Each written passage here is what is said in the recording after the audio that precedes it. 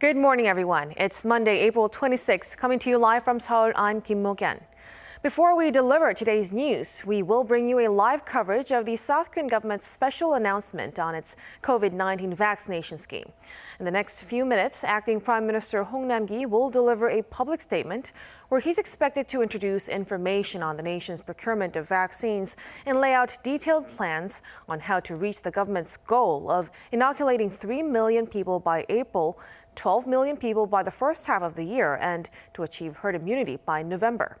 He's also expected to call for the public to put their faith in the government's vaccination program and swiftly cooperate with the respective inoculation process.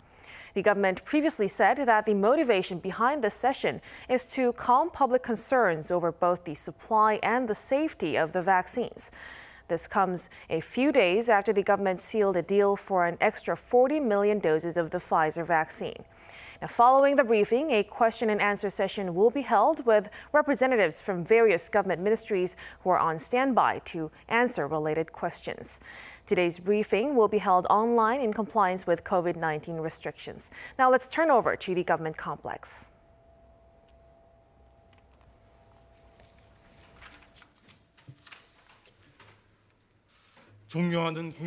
Honorable citizens of South Korea, I am Acting Prime Minister.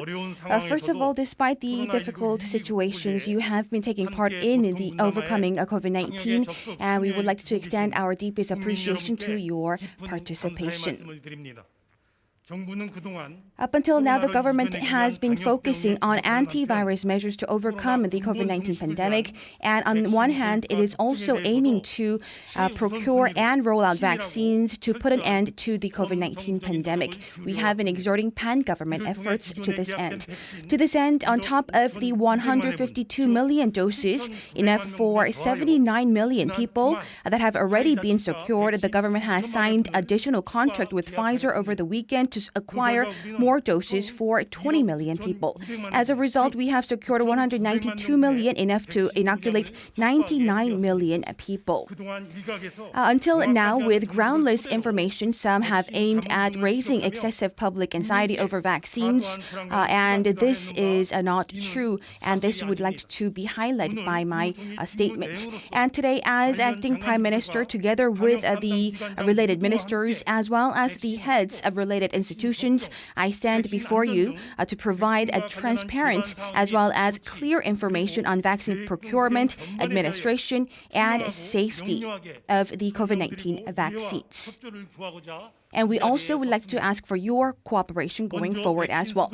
First of all, vaccine supply, which is a vaccine procurement. As mentioned earlier, on top of the vaccine procurement for 40 million, which has been signed during the weekend, Korea has secured 192 million doses for 99 million people.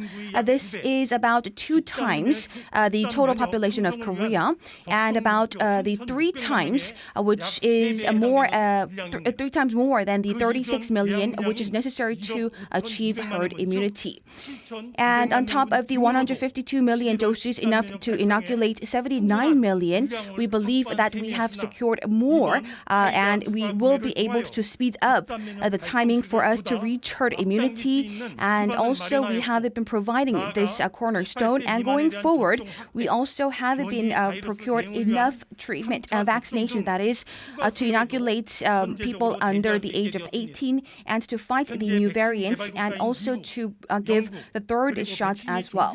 And aside from US, UK, which are developing vaccines, and except from Israel, all of the countries worldwide are faced with vaccine supply uncertainties. However, South Korea is one of the few countries that has the basis for domestic manufacture, and thus we have a relatively low level of uncertainty in terms of vaccine procurement, and we are also exerting our full efforts to continue to expand our procurement. Here are some details.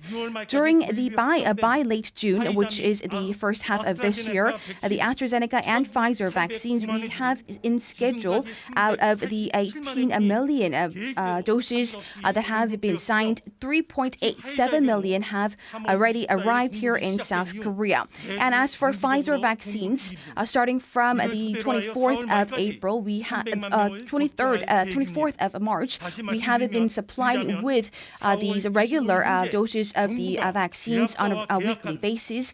And once again, we highlight that there has been no delay in the arrival of the vaccines as scheduled and as upon the contract that has been signed with the vaccine developers.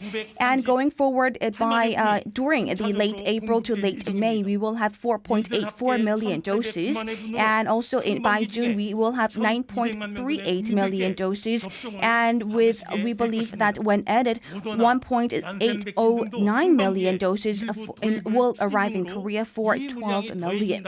And we will also secure more vaccines from Moderna, Janssen, and we believe that we can inoculate more than 12 million people by June. And we also have about 80 million doses available to be arrived in Korea during the 3Q. And this is well over our inoculation target. And in also the Q4, we will have a total of 90 million doses to arrive here in Korea.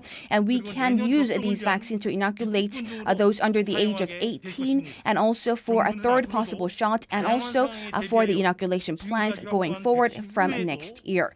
And aside from these aspects, we are also seeking measures to secure more vaccines, and if needed, we will also immediately secure more vaccines if needed. And aside from the vaccines that already we have signed contract with, we are also monitoring the approval processes in US and Europe, and we believe that these are also aimed at achieving our goal. And on top of that, South Korea will be made as a global vaccine hub country, and we will be developing our country as in the mid to long term, and we will also contribute to securing and to helping out the global uncertainty of the vaccine procurement. And if there are updates, we will also provide you with the latest information as well. And here are details for vaccination plan. Up until now, our vaccination recipients surpassed 2.26 million people, and we have highlighted the aim of 3 million by the late April, and we will also achieve our goal by inoculating more than 150,000 people on a daily basis going forward, starting from this week. We believe that it is very important to speed up our inoculation, and we will also expand our infrastructure as well. This means that the vaccination centers will be set up, more vaccination centers will be set up, and by early May, we will also increase the vaccination centers to 267, and also 14,000 hospitals will be set up as designated centers for vaccinations. This means that we can inoculate up to 150,000 people on a daily basis, starting going forward as well. And we have been rolling out the vaccination for the senior citizens above the age of 75, starting from April. And also in May, we will be speeding up our inoculation for the general public as well. And this will also enhance the speed of inoculation going forward. And as pledged to the public before, by late June, that is, we will also inoculate 12 million people, including those in the senior groups, high-risk groups, as well as those who are working on the front lines to fight COVID-19. And also, we have about 80 million doses of the vaccines to arrive by Q3.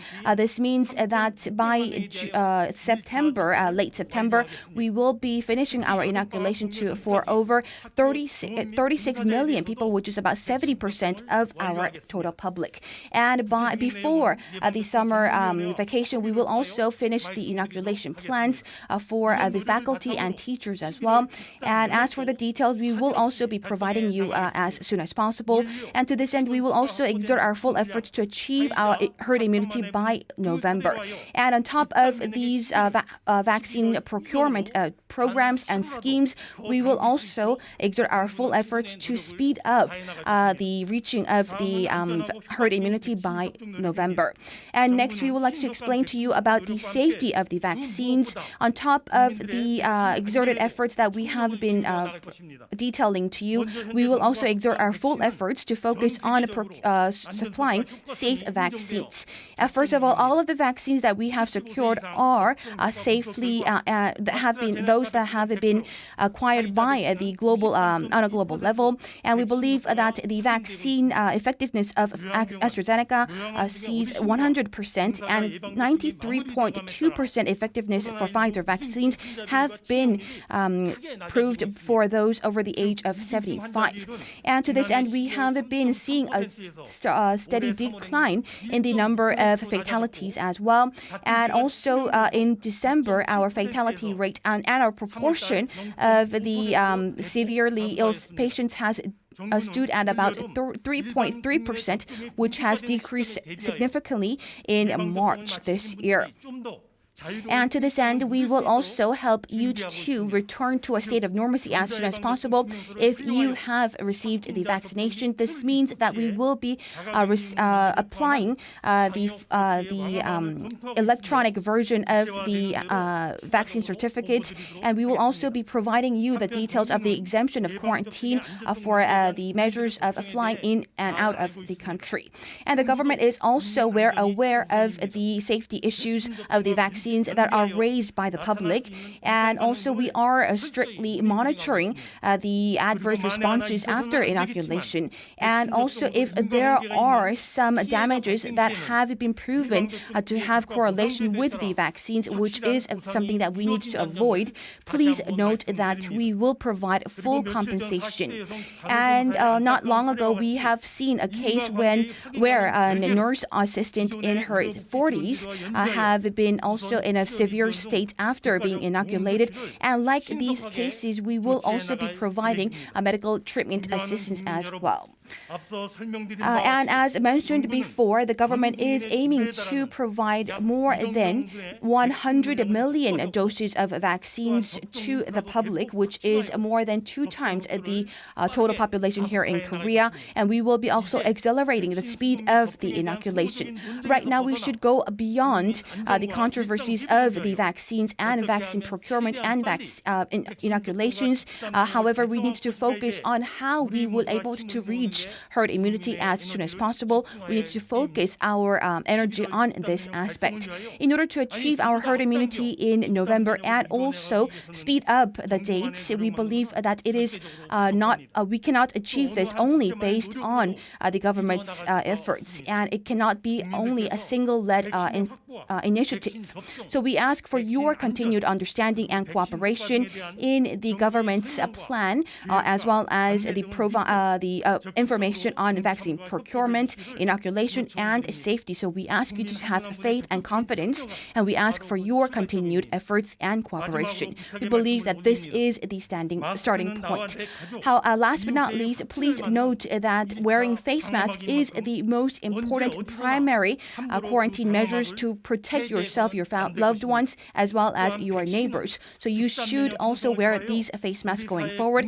And please note that vaccines itself is a semi-permanent quarantine measure to protect the entire social community. So if your turn has arrived, please go get the vaccination, and please also help us in contributing to building a social safety net to secure our society as a whole.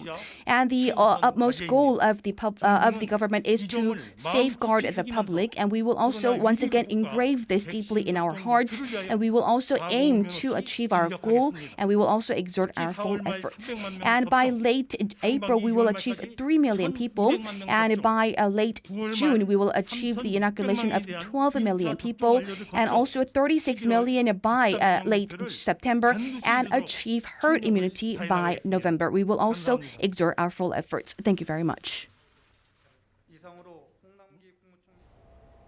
Now, to give you a brief summary of the latest briefing, Acting Prime Minister Hong Nam-gi said that South Korea has secured enough vaccines to inoculate 99 million people, which is around 2 times the total population here in South Korea. He also vowed to ramp up vaccination efforts to achieve herd immunity by November. Now, that was our live coverage of the government briefing. We will have more on this topic in our later newscasts. So now let's turn to our daily news segment. Now, we start off with the latest on the COVID-19 situation in South Korea. The country reported 500 new COVID-19 cases Monday, inching down possibly due to fewer tests being held over the weekend. As part of efforts to curb the spread of the virus, the government has designated this week as a special containment period, where strengthened quarantine measures and late-night inspections will be implemented to their fullest extent. And also beginning today, some 170,000 essential workers, including police officers and firefighters, will start to be getting vaccinated. Our Lee Kyung-in has the story. To contain a potential fourth wave of COVID-19, the South Korean government has announced special measures to take effect for a week, starting Monday. It said it's going to do everything it can to prevent an even bigger rise in cases than we've seen in the past few weeks. We hope to stop this rise in cases through more targeted containment efforts. The current distancing measures are in place through May 2nd. That 1-week period will be designated as a special containment period. During that period, all government ministries will thoroughly inspect the virus prevention measures being taken at facilities under their supervision and will ban private gatherings among officials. On-site inspection teams will dispatch to the hardest hit areas, including the capital region and Busan and Gyeongsang-namdo province in the south. Police will also ramp up their monitoring of late-night entertainment facilities, which in recent weeks have been COVID-19 hotspots. In the meantime, on the vaccination front, the government is urging people to focus right now on getting vaccinated, not worrying about a potential vaccine shortage, which it says has been resolved. Officials reiterated that a contract was signed on Saturday for another 40 million doses of the Pfizer vaccine, which is enough to fully vaccinate 20 million people. We now have deals in place for enough doses to fully vaccinate 99 million people. That's enough to give 2 doses to the entire population. And as far as the 36 million people needed to achieve herd immunity, that's enough to give them all 3 shots. This increase in vaccine supply, the government says, could help the country reach herd immunity as early as September, which is 2 months earlier than initially planned. Lee Kyung-in, Arirang News. Elsewhere, the number of COVID-19 infections is skyrocketing in India, which has reported over 300,000 daily cases for 4 consecutive days now. As the nation continues to struggle, especially with mutants being discovered, countries like the U.S. and Britain are lending a helping hand. Kim Hyo-sun has more. Indian authorities decided Sunday to extend the current lockdown in New Delhi by another week amid a devastating surge of COVID-19 cases. COVID-19 is still creating havoc and not going down. We have been talking to people and everyone is of the opinion that the lockdown should be extended. So the lockdown is being extended by a week till next Monday, 5 a.m. This means shopping malls, gyms, and auditoriums will continue to be closed. Employees at all private offices are also being asked to work from home. New Delhi, a city of some 20 million people, continues to witness a rapid surge, with the total caseload surpassing 1 million as of Saturday. While the authorities note the positivity rate has reduced, New Delhi is suffering from a severe shortage of medical supplies, including oxygen.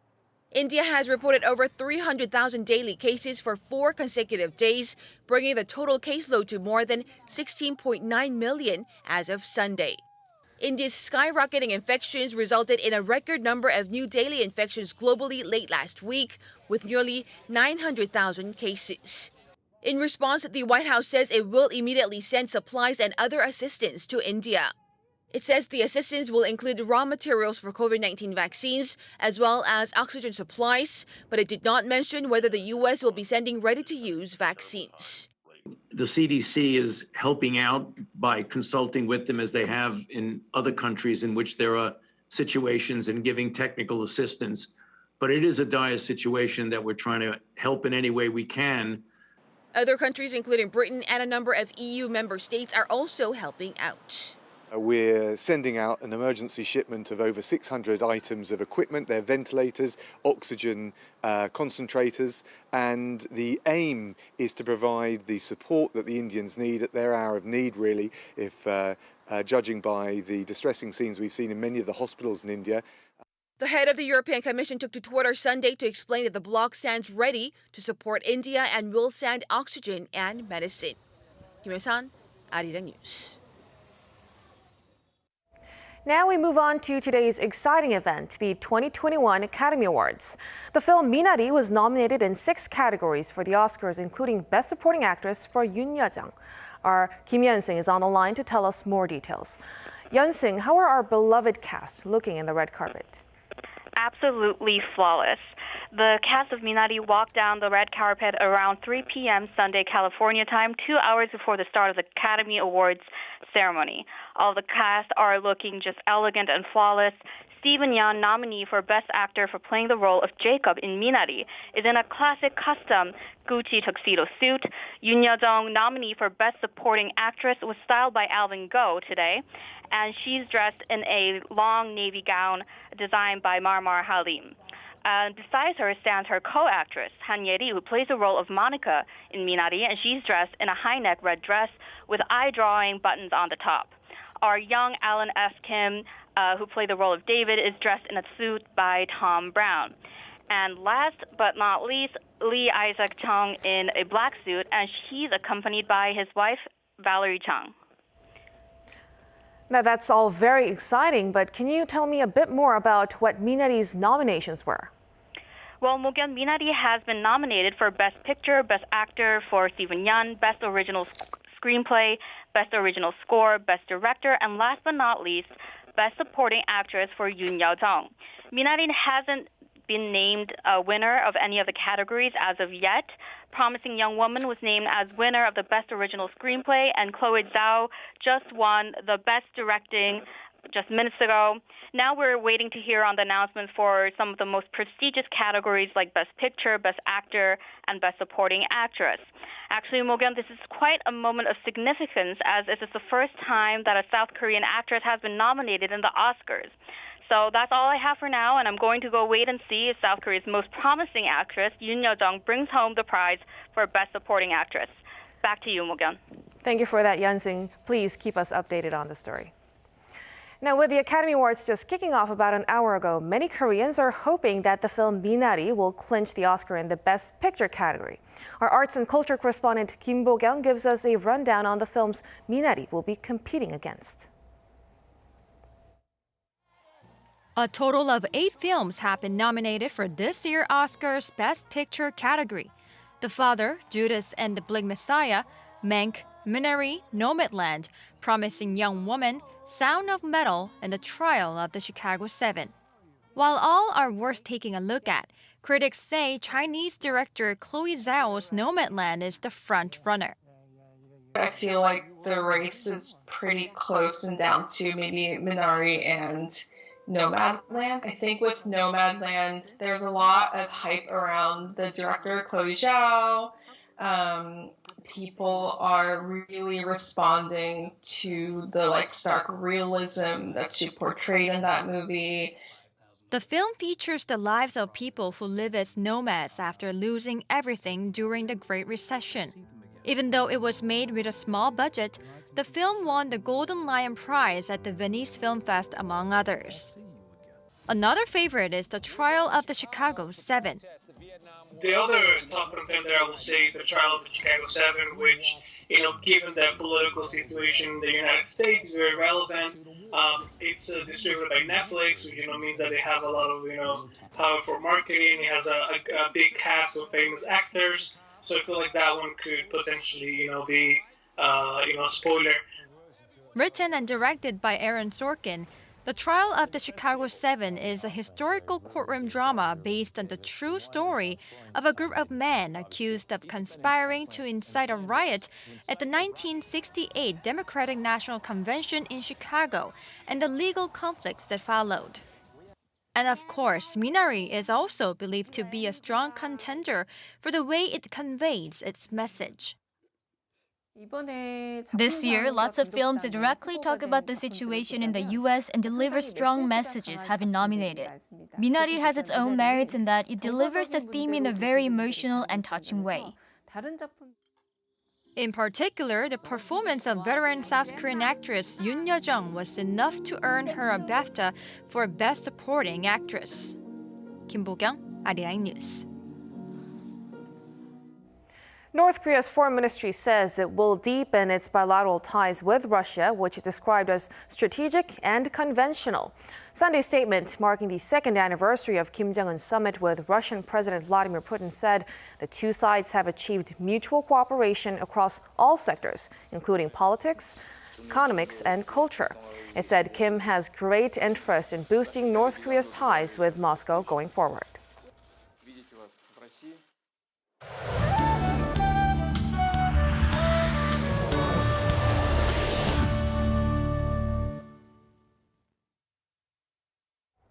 Good morning. The pleasant late spring weather continues with wide gaps in the ratings between lows and highs in most parts. There is a chill in the air when the sun is not so high up, so let's address accordingly. Then highs will rise quickly to reach to the mid-20s by the afternoon. And air quality will be decent nationwide, while the capital region will see a few passing clouds. Elsewhere, we'll be enjoying nothing but sunshine today. So UV levels are forecast to be very high in many regions. Don't forget your sunblock and sunglasses to protect yourself from the strong sunlight. And be sure to stay hydrated because dry weather alerts are in place across much of the country. Cheongju in Chungcheongbuk-do province seems to be enduring the drier conditions there. But thankfully, relief is on the way with frequent rain in the forecast this week. Temperatures, though, will remain cooler than season norms throughout the week. That's Korea for you, and here's a look at the weather conditions around the world.